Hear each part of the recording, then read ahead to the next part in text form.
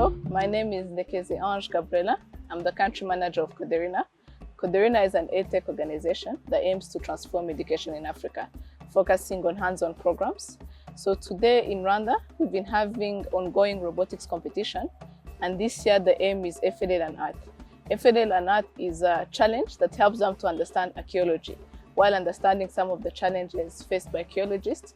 But as we're doing research, we realized that there is a link between archaeology and our history, because artifacts also help us to understand how people used to live in the past, what they valued, some of the challenges they used to face, which is why we're having this discussion today. Can you help us to introduce yourself and what you do? Thank you so much for your introduction. I'm Dr. Philbert Gakwenzire.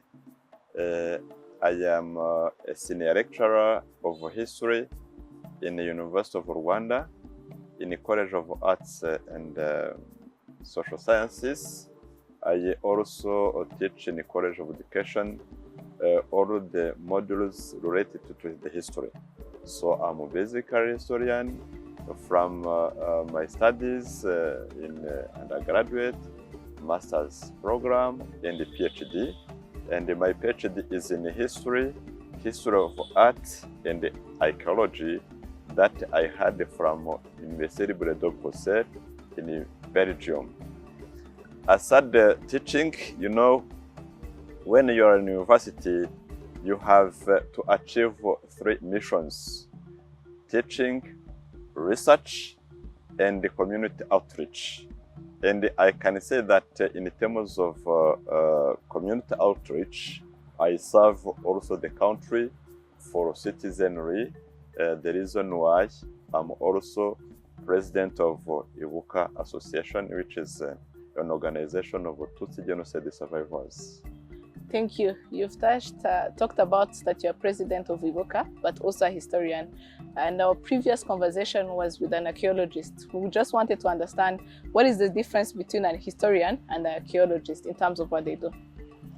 Normally, the relationship between history and archaeology is very strong, because the two disciplines study the human being activities.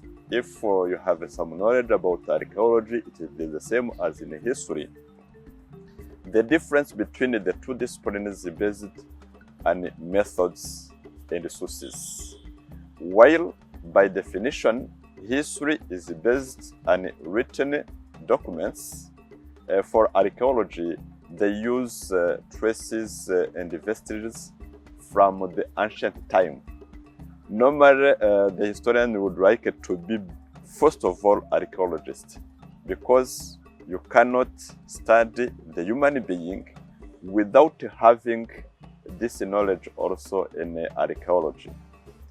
And when we teach or we study, because we were also students in a secondary school, for example, after giving to the learners the definition of history, the second part is to show to them the source of history. And the sources of history are classically cited as written documents, archaeology, and oral sources. And perhaps it can be the same for archaeologists. You know also that studying or teaching history above these sources, we demonstrate also what is known as auxiliary sciences. So archaeology is auxiliary science of history, but it is vice versa. Because we cannot take in our side, we have to consider also what can be done for historians, for archaeologists. Thank you. As we're also talking about archaeology, visiting the museum in Huye, we got to understand that artifacts inform people on how they used to live in the past, some of the challenges they used to face, and what they valued in the past. Can you take us through some of the ways people used to live in the past and what they valued? In the past, the people lived, first of all, we have to see also the evaluation of human being. First of all, you were living in the forest, and after that, using hunting or gathering fruits from elsewhere.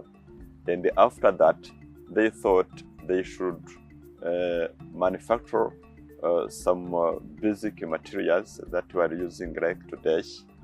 And the reason why you will see in the classification of archaeology, they are used and the stones, the first how it was worked to be more fine, etc. And after that also, the people left the forest to be gathered in villages, in urban, etc. And they were evolution of the materials they used because of the change also of the needs.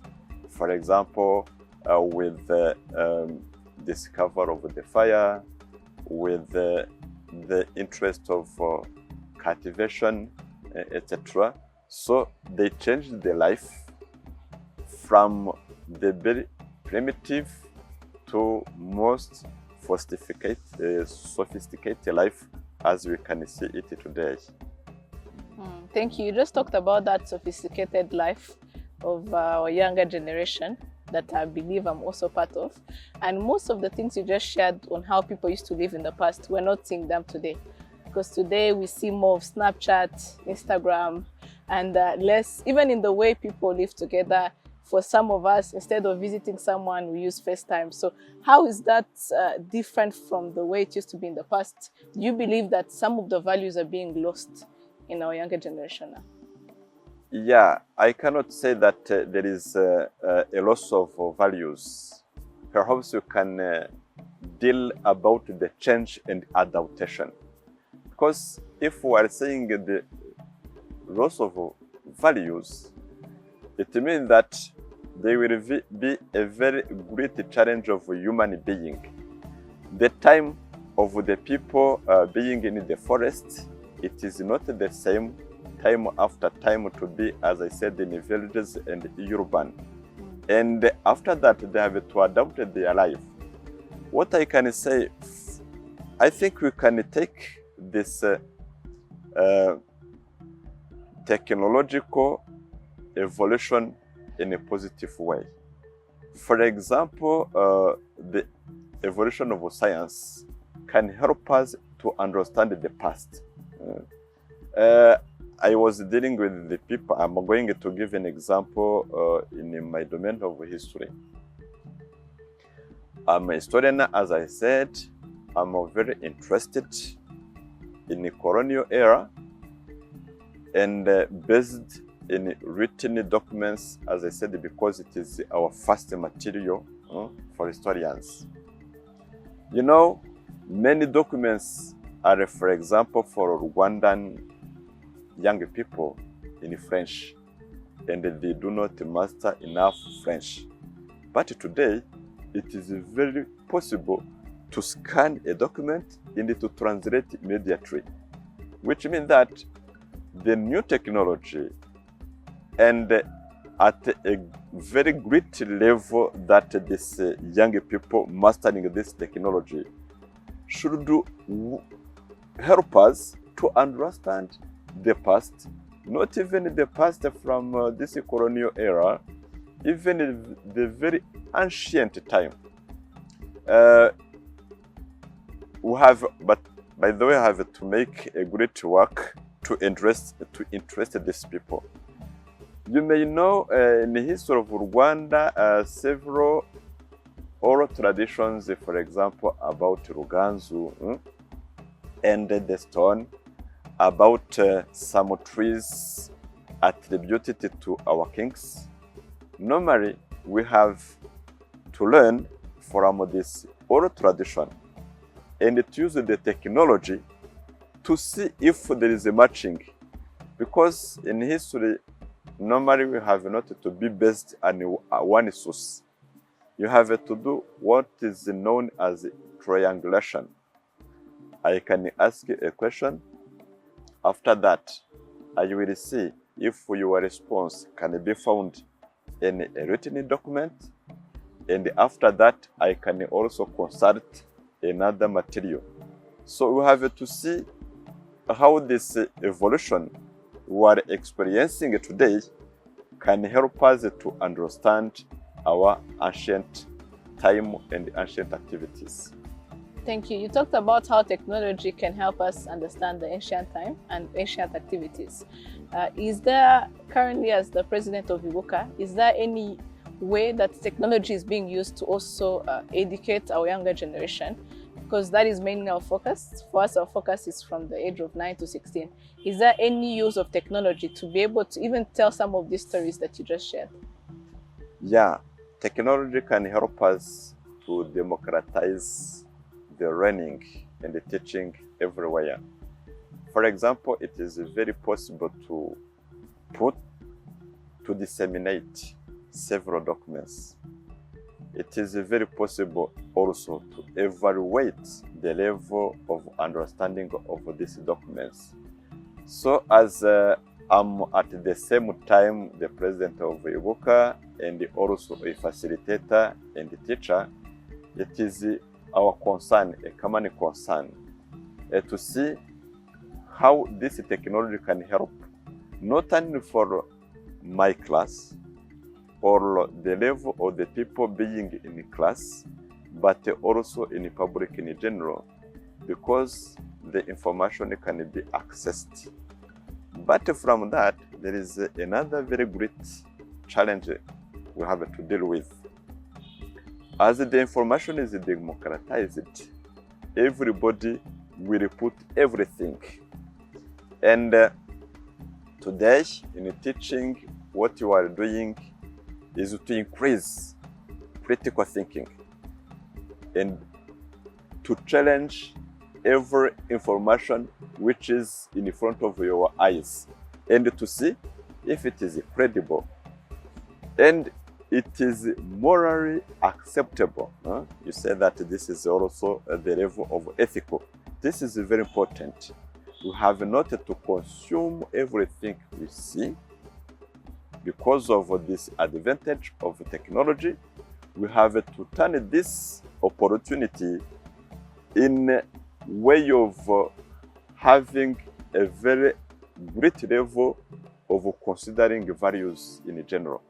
So even if we have information, we have to consider what is acceptable morally, the credibility of the information, etc.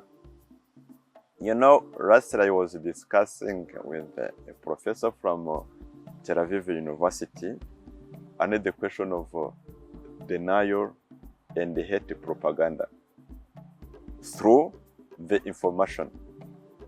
In the time, in the 1950s, every information had to pass by editing. The editor is very important. The editor of the book, the editor of the news, and today everybody is editor of himself or herself. So we have to know the challenge that you have today. The access of the information does not guarantee that is a good information. How can we ensure that truly the truth is being told instead of myth as you had shared? Because sometimes, even as young people, when we go online, we see different stories and sometimes they're totally different. Some are myth and others are the truth. But because we're not there in the past, in the history that we're talking about, sometimes it's even hard to differentiate. What can be some of the practical ways that we can use as young people to know what to believe or what not to believe? Normally, many people think that historians are narrators or compilation of information. What is the most important for a historian is to have a critical mind. So this is what we are encouraging for everybody in each discipline, to have a critical thinking. But having this critical thinking, we have to be empowered. Empowered not only through history, but through every discipline that you can have in a class. Even in sciences, pure sciences, you have always to take a distance and ask yourself what is behind the information. If you have this attitude of questioning every information you have the chance of not going through the information as you see it. So to take a distance, to have a critical thinking is very important. Thank you. As we continue our discussion, I got to really discuss with some of the young people, especially the ones that we target in our program from the age of 9 to 16. And some of them sometimes have very interesting thoughts, where when we talk about the 1994 genocide against the Tutsi, sometimes as young people, whenever we see our parents talking about this past, we see them crying. So it really shows us that it's a sad history. And funny enough, when you're talking to young people, some of them tell you that it will, in the long term, so in the future, it would be much better to even forget about that past. And truly, instead of talking about the 1994 genocide against the Tutsi, to talk about programs like the UCI. We've seen IShowSpeed was in Rwanda a few days ago, even yesterday it was trending all over social media. So some of those young people tell you that when they get kids in the future, that it will be much better to talk about that past that is beautiful, exciting about the country, than coming back to that history that we see our parents talking about that's kind of sad. So what can you tell to that younger generation that believes that in the long term, the history will be much better forgotten than even shared to the younger generation at the time? We have to consider our history in whole. Any page cannot be put out because it's a part of us. But not only the part of us, we have to learn also from this past.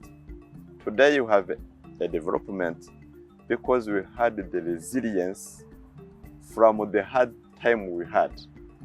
So we have to consider everything, not putting out. And it will not even be possible to forget. You cannot forget. You cannot forget what you do the whole day. You cannot consider what is good and put out what is bad. You cannot consider what is joyful and forget what is sad. It is very important to consider in whole and to have even the time to compare and to ask ourselves, why did you did what we see? And asking ourselves these questions will be an occasion to avoid and to stop the recurring of such a situation. Thank you so much. When we look at the younger generation, and even when we talk about the Vision 2050 of our country, if you look at the age group, children that are in that age group that we're talking about, 9 to 16, at the time will be in their 30s and in their 40s, they'll be part of the leadership. So that is why we believe that that preservation of our history is very important. And what can be ways to ensure that they get this information? We just talked about how they can, ways to address to ensure that they get the right information, but how can they even have access to this information? Because sometimes some of this information are in books, and our parents, as I shared, sometimes it becomes hard for them to share this history because some of this experience, they were part of it, so it becomes challenging. How do we ensure that someone that young, from the age of 9, can start being engaged and also knowing about our history at a younger age? Yeah, preservation of our history is a requirement. We have to keep what happened in our country.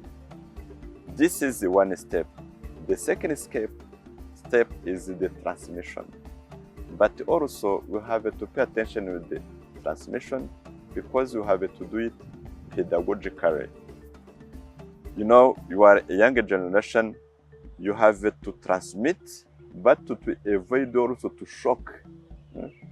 You have to be not only pedagogical, but also by methodological to transmit according to age, and after that you will add considering the level of understanding of these young people. Thinking on our future depends on how we are living today and considering also what happened. So the reason why several parts, those who are interested have to engage themselves to contribute in transmitting this past without causing any harm to the future generation.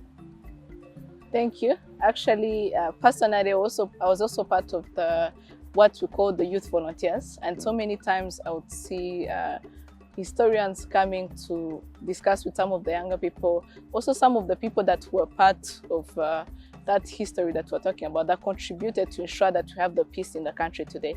But one of the things that I realized was that based on how the message is being delivered, so the style of delivering those messages, sometimes might have a challenge on how these younger people are able to not just understand the past, but also being able to engage and also feel like it's our own past. It's not my parents' past or the people that were there at the time, but that history is important to also inform some of the decisions in the future. So how do we ensure that even in terms of that style, because our younger generation today, throughout the year, we want to ensure that the style of how these messages are delivered, how we can bring in technology, but also part of storytelling to ensure that someone at the age of 9, we can have a style that they can easily understand and engage with than hearing it as history or something that they cannot relate with. Because to be honest, these younger people were not there at the time. So sometimes they believe that this history should be for our parents, and for us, we should focus on UCI and the rest. So how can you encourage this younger generation who are working on this solution, and what advice can you continue to give them? Yeah, in terms of advising them, they have to understand the history of their parents and the grandparents in the country in general. Even the history influenced by outside, they have to understand that is theirs. And they cannot be separated from what happened from the ancient generation. And the advancement of younger generation will depend on how they master their past, because there is no separation. And consider, for example, human memory can be compared to the history of the country. Suppose you lost your memory of what you did in the morning. You will have a great problem to advance, because you will forget your plans, you will forget the questions that you asked yourself to avoid any kind of obstacle or challenge, which means that we cannot be separated with our past.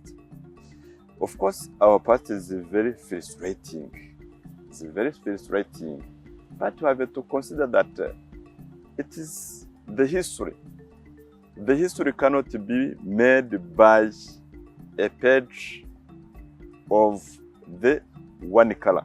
It will have several colors. The black one, we have to assume our history. We have to assume. And assuming our history will help us to avoid, as I said, the occurring of the error committed by some of our grandfathers and grandparents.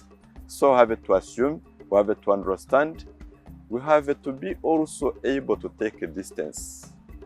Because sometimes I say we have to be animated by goodwill. If we have a goodwill, if we are acting without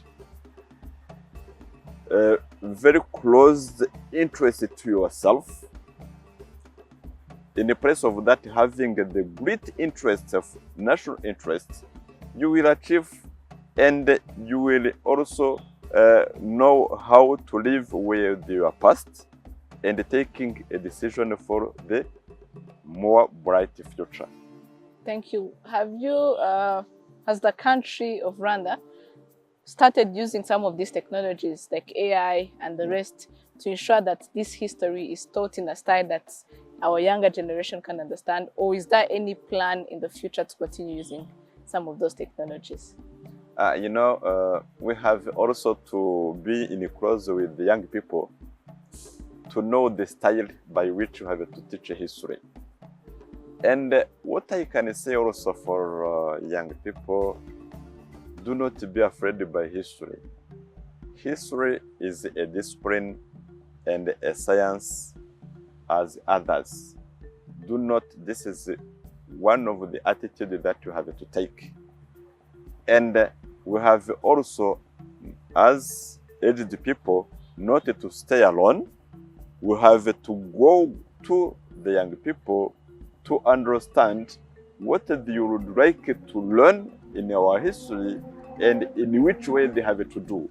So we have to cope and to avoid any kind of a conflicting between the generations.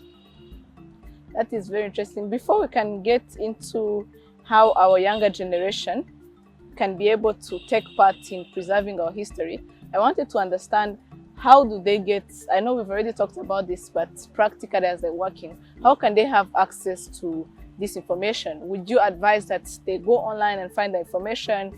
Would they visit some of the already existing sites in Rwanda to be able to get this information as they're working on these tools? Because, for example, AI tools, they work based on information that they're fed, the data that they're fed. So how can they ensure that they get access to this information, to have enough information to work on the tools?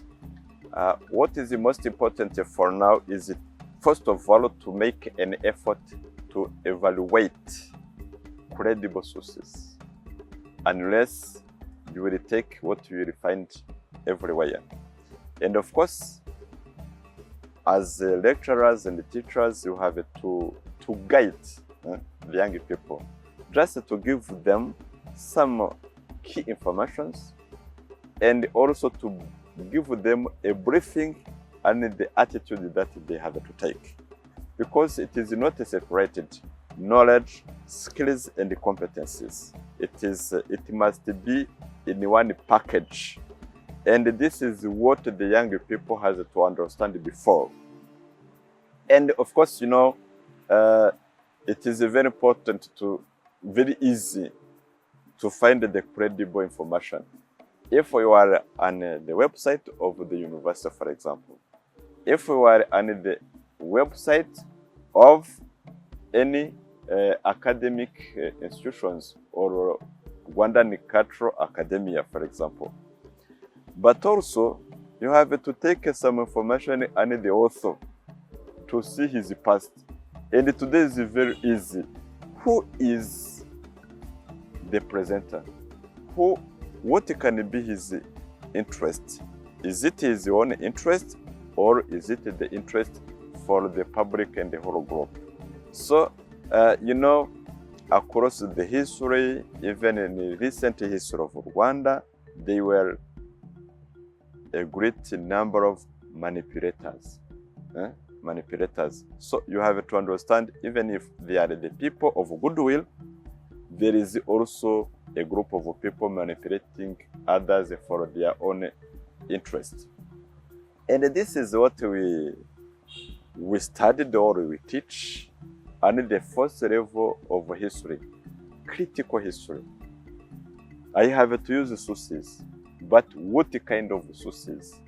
How can I question the source to find that it's credible and important to be used? So this is one of the mindset that you have to take before taking this journey. Thank you. The reason why I believe this is very important, personally growing up, the history that was taught in schools was mostly the history of Hitlers and the rest. And in most of the schools that we go to, it's very unlikely to learn about our own history. And sometimes you even feel more connected to the history you're learning than your own history in the country. What advice would you give, even in the long term, for the schools to continue teaching this history, for younger people to grow being educated on this history? Yeah, from a long time in the development of history as a discipline, the history was taught in what was called a great history, or in French, histoire événementielle. History of grand personalities. But you have to know that you cannot have a great person without a simple person. In Rwanda, for example, it was said, you know, history of Rwabugiri, we know Rwabugiri and the other kings, but it was not the attitude of Rwabugiri himself, because in Rwanda it was said there is no king without a people. The king must be supported by people. So with this promotion of great history and great personalities, it has been developed from 1950s in support of archaeology also. The social history. The social history is very important today. And to look history in different angles. And this is what you have to understand today, that you cannot basing an event on one person. You have to see globally and to open your mind. Thank you so much. I also wanted to understand, what is the role of our younger generation in preserving this history? The role of younger, we have to know that any country, any group, when it has no younger generation, it was losing. In Kinyarwanda also there is another proverb about that. You know what is uruhongore? No. Uruhongore, it is where the young cows are kept. If in that area you have not, you have to think that you have a problem for the future of your troop. So the young generation must understand that the whole country is based on them. The whole country, in terms of political leaders, in terms of other operators, in education sector, everywhere, we have to understand that the young generation is very important. And any other way, the younger generation have to understand also that without them, the country will not grow. So this is what they have to understand, first of all, that they are the future of the well-being of the whole country. Thank you. As we continue to look at that role of young people, what do you believe in our history, our young people, as they work on this solution, what they should ensure is kept and part of those solutions? What they have to understand, first of all, is making a good choice. And in our history and in the history of several countries, some people make bad choice. And bad choice can be done by one person and taking a group of people and a loss of the whole history. So what they have to do, they have to stand in their place. First of all, to be independent in their mind, and as I said, to be animated by goodwill. You can even take your own position, but your position must not be harmful to the position of others, which means that you are trying to develop yourself, but also contributing to the serenity of the others. This is what they have to do. And of course, this is information that we take everywhere.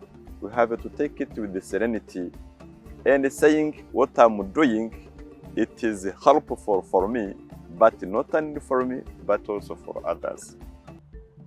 Thank you so much. And before we reach towards the end of our discussion, I like that at the beginning of the discussion, you talked about how history and archaeology are part of one package.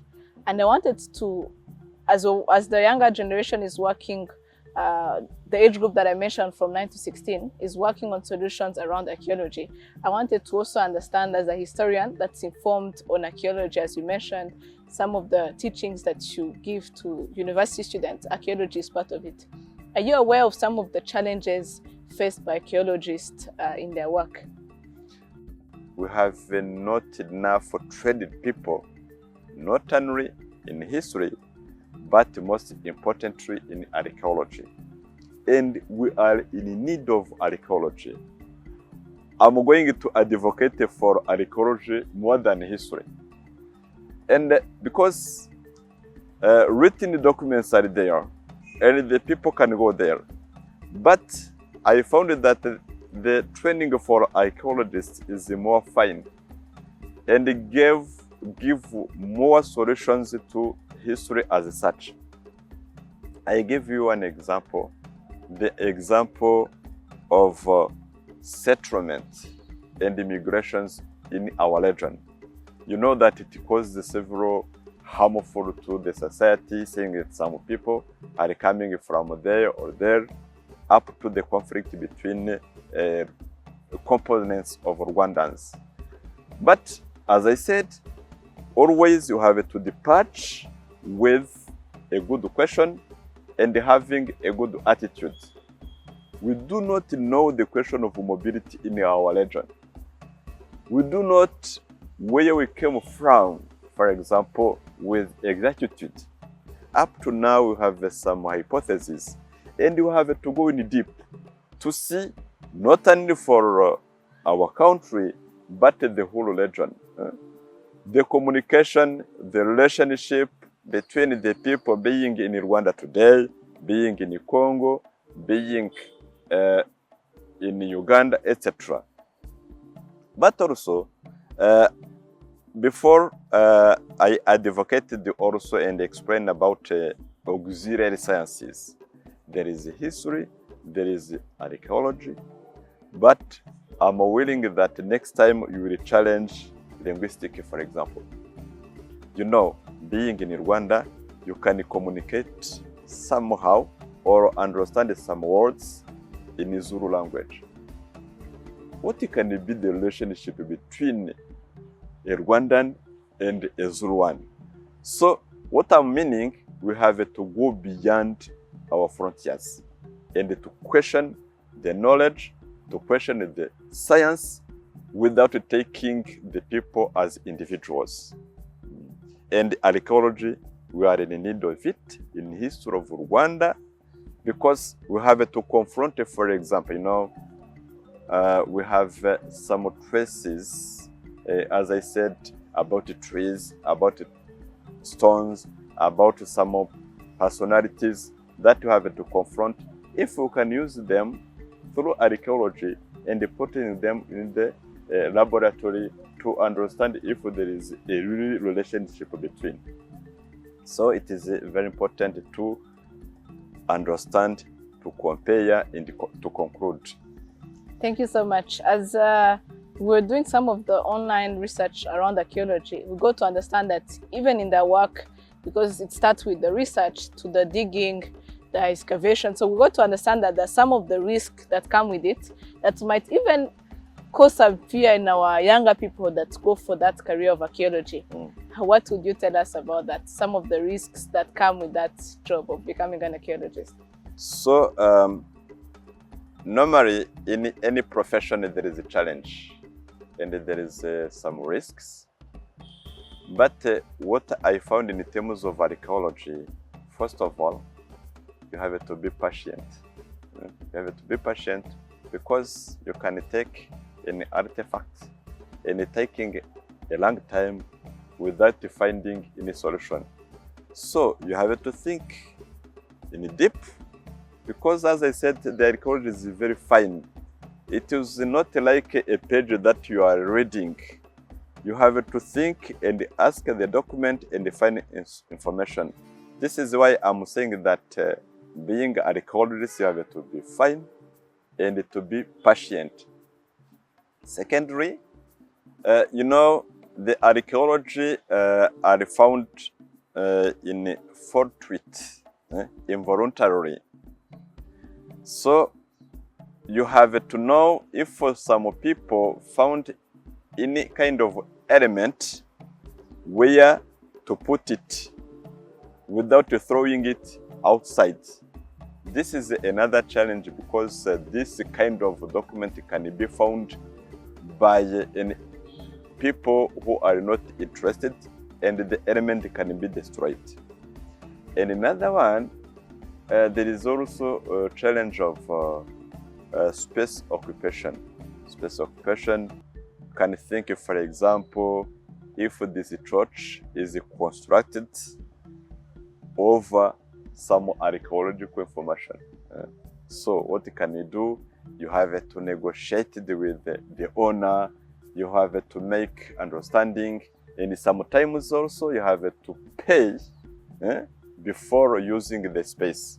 This is some of the challenges and the risks that you can have in this profession of archaeologist. Thank you so much. As we reach towards the end of our discussion, what message can you give to our younger generation? Today we have up to 1,000 young people that will be looking at this video, working on solution, looking at the different problems faced by archaeologists and also some of the problems related to our history. What message can you give them as they're working on this solution to motivate them and encourage them to also go for this career of archaeology, and why not become historians as well? First of all, I have been positively astonished to hear that there is young people interested by archaeology and in history in general. It was a very good and great news for me. And I'm saying that, as if I said even before, that don't be afraid by the history as a discipline, and don't be afraid by our past, because our past is our own. If we take the time to understand our time, it will be a good way of moving on. So we have, I said also, democratization of information, which must help us come to the service of our past. Let's take our technology, let's take our knowledge to be a tool to analyze and to understand what happened in the past, because the past will help us to go and moving away, as I said before. Thank you so much for your time, and we believe that as we continue to have programs like this that are in many schools in Rwanda and beyond even Rwanda in Africa, we believe that this will continue to increase the number of archaeologists that we see in the future, because already some of them are already looking at trying to get the research online, and we believe that that will build in the passion and love for archaeology and history. Thank you for your time. So I'm waiting a great number of archaeologists and historians in some 10 years. Yes. Thank you so much. Thank you too.